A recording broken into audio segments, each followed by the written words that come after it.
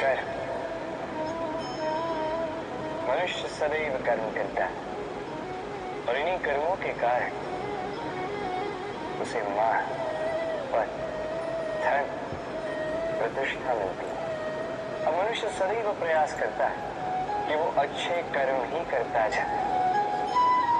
आपको बता दूं कि अच्छे कर्म करना ही आवश्यक नहीं, उससे अधिक आवश्यक है इन बुरे कर्मों को समझना और इनसे दूर रहना। कारण अब जब भी कोई उचित कर्म करते हैं, कोई अच्छा कर्म करते हैं, कोई इस पर नहीं रखता। क्योंकि संसार में बात कुछ ऐसी है, आप एक अनुचित कर्म कीजिए और वो सभी को स्मरण रहता है। ये बुरे कर्म काजल की कोठरी की भांति होते हैं। अब कितना भी प्रयास कर लो, बच बच के भीतर निकल जाने का एक कालिक कहीं न कहीं लग ही जाती है।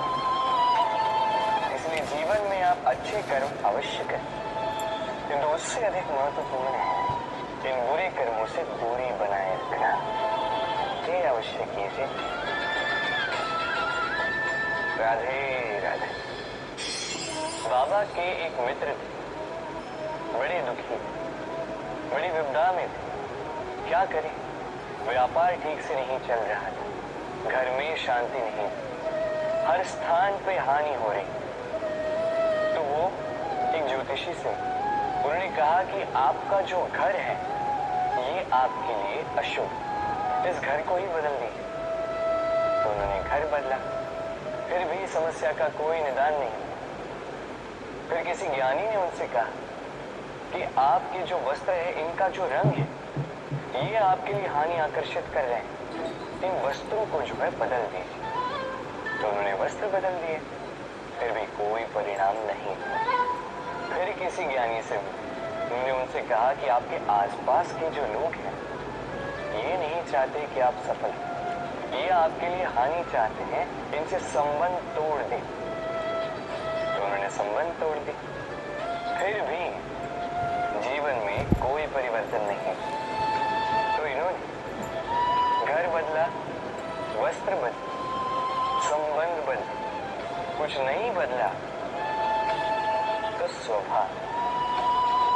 अब ये जो स्वभाव है ये अत्यंत महत्वपूर्ण है। ये स्वभाव ही आपका व्यक्तित्व बनाता है। इसलिए स्वभाव को सुधारे, इसमें शुभ परिवर्तन है, सब कुछ शुभ ही हो। राधे राधे। मोह, शास्त्रों में लिखा गया है कि मोह केवल एक व्यक्ति ही नहीं, उस दूसरे व्यक्ति का भी नाश करता है जिससे उसे मोह है। अब लोग क्या करते हैं, इन शास्त्र में लिखी बातों को केवल शाब्दिक रूप से लेते हैं। ये मोह जो है ये शुभ भी हो सकता है, बस इसके रूप भिन्न भिन्न है, समझने की आवश्यकता है। अब मोह यदि भौतिक वस्तुओं से हो जाए तो वो लालच बन जाता है। मोह किसी विशेष व्यक्ति से हो जाए तो वो प्रेम नहीं, आकर्षण बन जाता है। मोह किसी व्यसन से हो जाए तो वो वासना हो जाती है। मोह यदि विजय से हो जाए तो वो कुंठा हो जाती है। मोह यदि अपनी संस्कृति से हो जाए तो वो आपको संस्कृति का रक्षक बनाती है। यदि मोह कला से हो जाए तो उस कला द्वारा आप इस संसार में चमत्कार कर सकते हैं। अभी आप पर निर्भर करता है, इस मोह की शक्ति को आप सृजन का आधार बनाना चाहेंगे या विनाश का हथियार बनाना चाहेंगे। देख लीजिए, निर्णय आपका है। राधे राधे। लोग कहते हैं मनुष्य अपना भाग्य जन्म से ही लिखवा के आता है, अर्थात यहाँ इस मस्तक पर भाग्य देवता जो है हमारे सारे उत्थान का, हमारे सारे पतन का जो ब्यौरा लिख देते हैं मस्तक पर ही।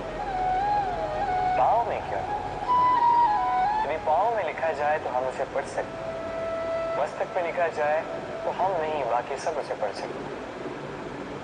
अब ये जो ललाट है, उस पर वही प्रतिबिंबित होता है जो इसके भीतर मस्तिष्क में, और मस्तिष्क में होती है हमारी सोच।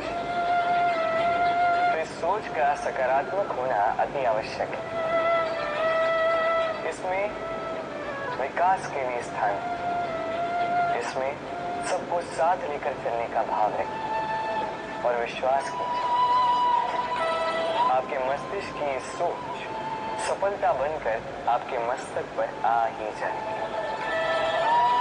क्योंकि आपकी सोच ही सच बनकर आपके जीवन में आती है। राधे मनुष्य जन्म लेता है और जन्म लेते ही उसकी जीवन यात्रा प्रारंभ हो जाती है। फिर वो परिश्रम करता है, संघर्ष करता है और उसे उसका फल भी मिलता है। वो अपने संसाधन स्वयं खड़े करता है और उसके जीवन में तब तक कोई भय नहीं आता जब तक वो कुछ पा नहीं। एक बार उसने कुछ पा ली, उसके पश्चात उसे खो देने का भय ये मन में जन्म लेता है। फिर वो भाग्य, ज्योतिष, प्रारंभ इन्हें देखने पर विवश हो जाता है। मैं आपसे एक प्रश्न करता हूं, आप इस संसार में जब आए क्या लेके आए थे जो आज खो दो? कुछ नहीं। आपके वश में आपके जीवन के केवल वो पल है जो आपके हाथ में, अन्य कुछ भी नहीं। आपके हाथ में है आपके घर। जो जीवन में भाग्य से निराश नहीं होते, जो असफलताओं से टूटते नहीं, वही इस जीवन में विजयी होते हैं। मुझे बताइए, जब आपके पास कुछ नहीं था तब आपने क्या किया? परिश्रम, संघर्ष किया और वो सब कुछ पा लिया जो आप पाना चाहते थे। तो आज सब पा लिया है तो भय किस लिए? क्या ये संसाधन आपको परिश्रम करने से रोकते हैं? नहीं।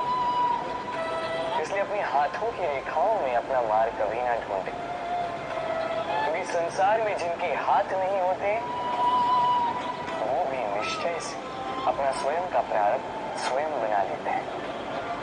आप इस बात की चिंता करें। राधे राधे।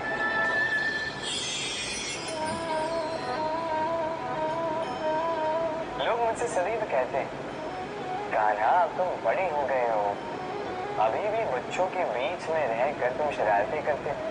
क्यों? तुम बड़े हो, बड़ों की भांति रहो। अधिकांश लोग ये नहीं समझ पाते, सोचते हैं कि भगवान है, भगवान की भांति गंभीर क्यों नहीं है? अब कैसे समझाऊं मैं सबको? मेरे भगवान होने के पीछे का ये सबसे बड़ा रहस्य